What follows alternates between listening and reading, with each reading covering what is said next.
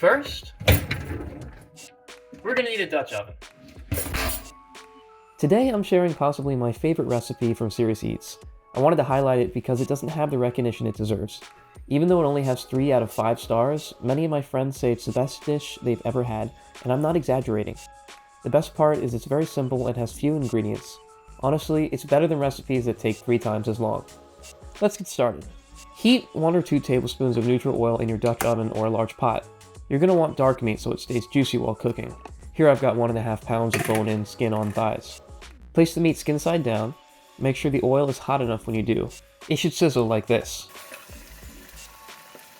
Next, slice a medium onion, and be sure to keep an eye on your chicken. When it's crisped and browned on one side, flip it over. Don't worry about ripping or tearing it, we're going to shred all the meat at the end. Thinly slice a couple of celery stalks, and you could optionally add a green pepper if you're feeling frisky. Once the chicken has developed browning like mine, swap it out with your veg, then get to scraping. And be sure to get way up in there. So the brown stuff is where all the flavor is, and it's half on the chicken and half in the pan, and so we can't leave it in the pan. We gotta scrape it off. And if we didn't, it would burn anyway, so. After you're finished scraping the pot clean, Add the flour in with oil. Let it cook until it's dark enough, like to your taste. We're gonna go until it's like peanut butter colored, or darker. I don't know, maybe I'll go darker. Once it's the right color, then we're gonna add in our stock and boil it so that it activates the thickening ability of the flour. I saw a lot of commenters complaining about the roux, but I've had no issues using this technique. Let it sit over medium heat until a crust forms on the bottom of the pan and begins to brown. Before it burns, scrape it up, and repeat until the desired color is reached. This gives you what I like to think of as little roux balls that dissolve when you add your quart of homemade stock.